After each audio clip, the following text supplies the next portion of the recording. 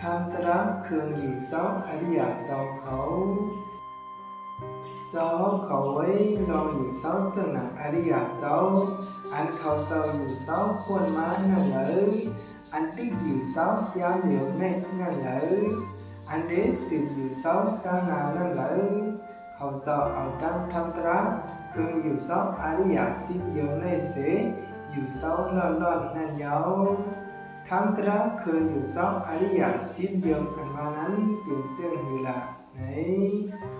สาวเขาไว้สาวราหันตีนักศาสนาไหน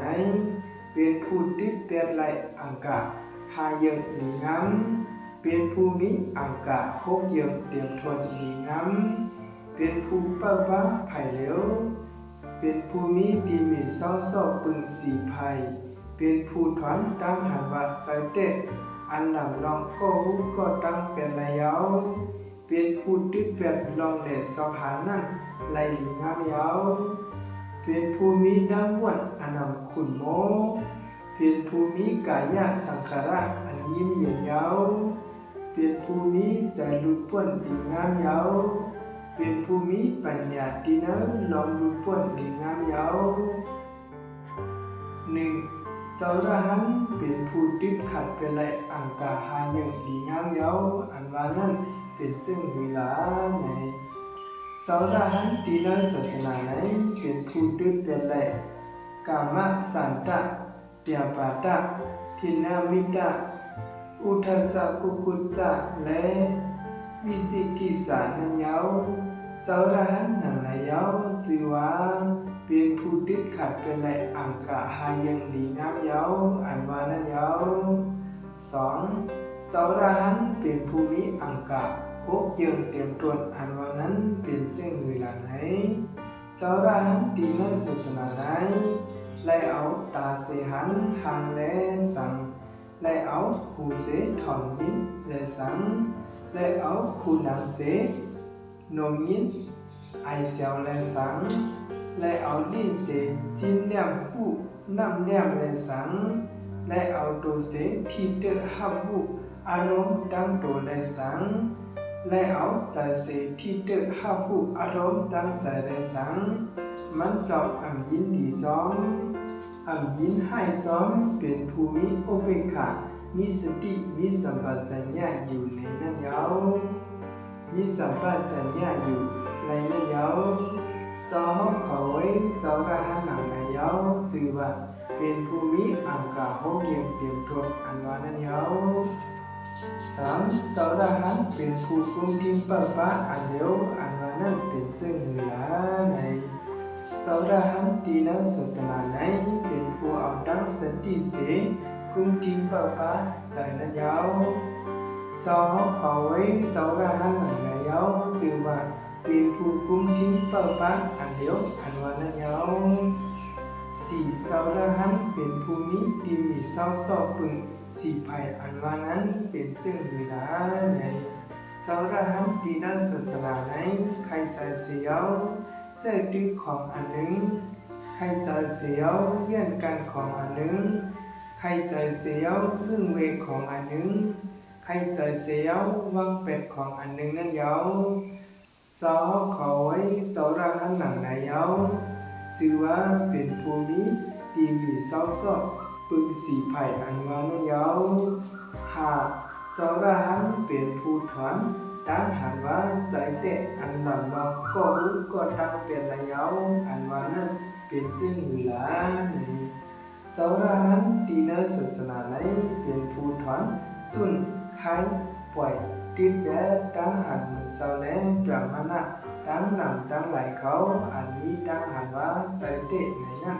หลังลองกว่าก็หูก็ตั้ง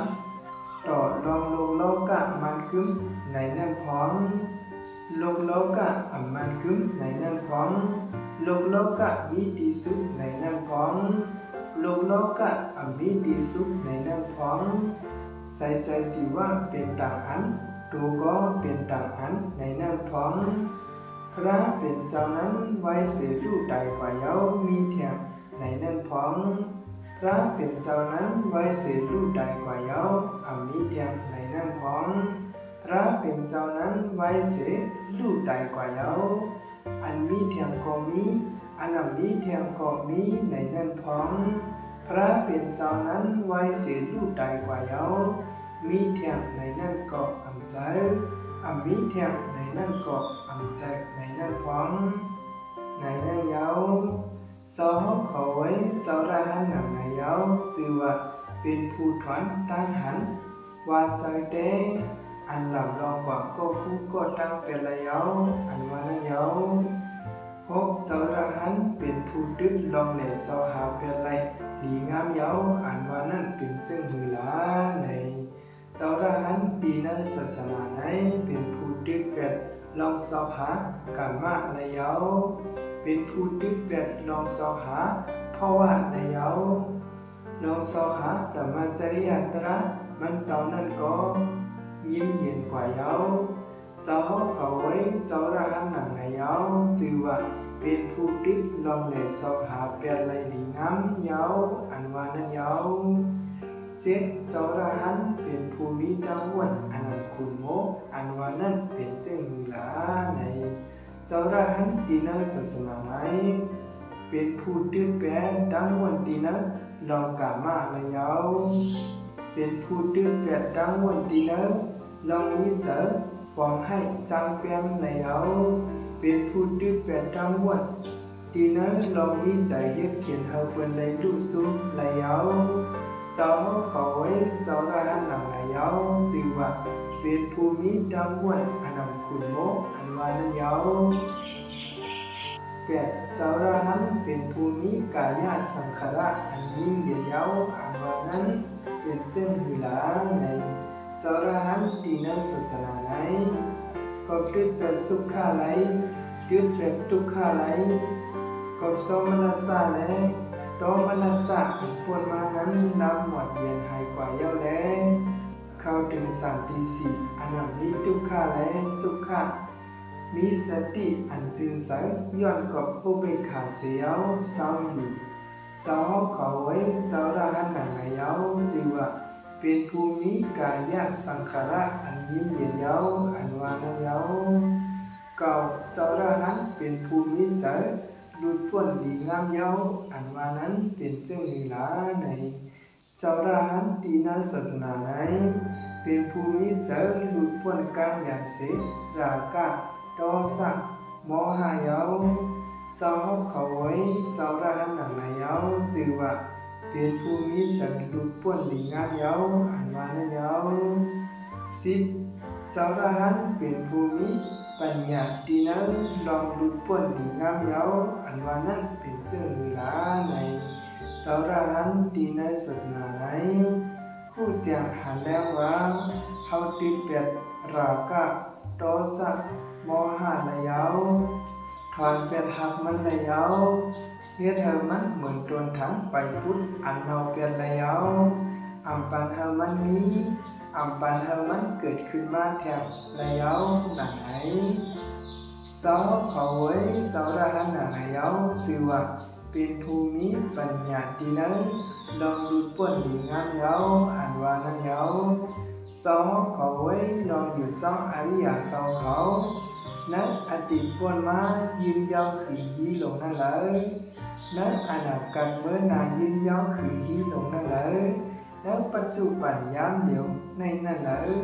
อริยสาวเขาเจริญตั้งเสียงและเอาดังทำตราคืนอยู่สองอริยสิบอยู่ไหนสิเลอยู่สองด้านนั้นเยา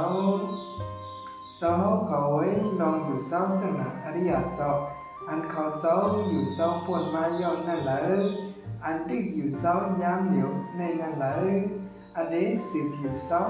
ดังนานั่นเลย